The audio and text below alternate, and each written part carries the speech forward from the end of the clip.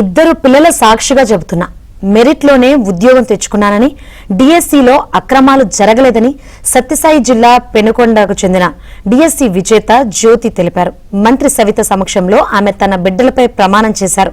DSC 2025లో ఉద్యోగాలు సాధించిన పెనుకొండ వాసుల ఇళ్లకు మంత్రి సవిత వెళ్లారు.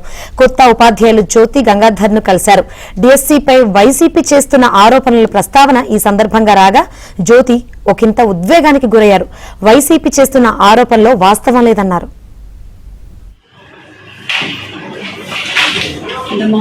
పిల్లలు మీద ప్రమాణం మేడం, నేను ఒక్క రూపాయి కూడా ఇవ్వలే మేడం. మరి వాళ్ళు వైసీపీ పార్టీ వాళ్ళు ఏదో జరిగిపోయింది అని చెప్పి గొప్పలు పెడుతున్నారు. మరి మొన్న మీరు కూడా కర్నూలు వెళ్ళారా? కర్నూలు వెళ్ళాను మేడం. మరి ఏమనుకుంటున్నారు మీ టీచర్లు? ట్రాన్స్పరెన్స్ రాసినాము, వచ్చినా మేడం, అన్ని ఆధారాలు చూపించాం. గవర్నమెంట్ హై స్కూల్లో సోషల్ టీచర్గా వర్క్ చేస్తున్నా సార్. మొన్న చంద్రబాబు సార్ గారు వచ్చిన తర్వాత మాకు మెగా డిఎస్సిలో నాకు ఉమ్మడి జిల్లాలో 3rd ర్యాంక్ వచ్చింది సార్. సత్యసాయి డిస్ట్రిక్ట్లో 1st ర్యాంక్ వచ్చింది సార్. నాకు 2 పోస్టులు వచ్చినాయి సార్. అంటే సోషల్ స్టడీస్ ఒకటి, ఇంకొకటి పీజీటీ అని అది కూడా వచ్చింది సార్. 2 పోస్టులు వచ్చాయి సార్. మాకు చాలా ట్రాన్స్పరెన్సీగా జరిగింది సార్. నా సర్టిఫికేట్స్ అన్నీ ఉన్నాయి, నా సెలక్షన్ లిస్ట్ ఉంది, మెరిట్ లిస్ట్ ఉన్నాయి, అన్నీ ఉన్నాయి సార్.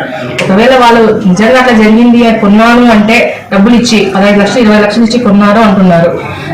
కొనాలి అనుకుంటే నా తమ్ముడు కూడా రాశారు సార్. ఎగ్జామ్ రాసింది వాడు కొట్టుకొనిచ్చేదాన్ని కదా సార్. 2 పోస్టులు నేను ఎందుకు కొంటాను సార్?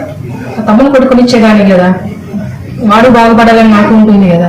ఇక్కడ ఎక్కడ ఏం జరగలేదు సార్. అన్ని ట్రాన్స్పరెన్స్ గా జరిగినాయి. కావాలని నా సర్టిఫికేట్స్ ఉన్నాయి. మాట చెప్పామో ఆ మాట నిలబెట్టుకున్న ప్రభుత్వం కూటమి ప్రభుత్వం. నిజంగా అమ్మాయి చాలా బాధపడుతూ ఉంది.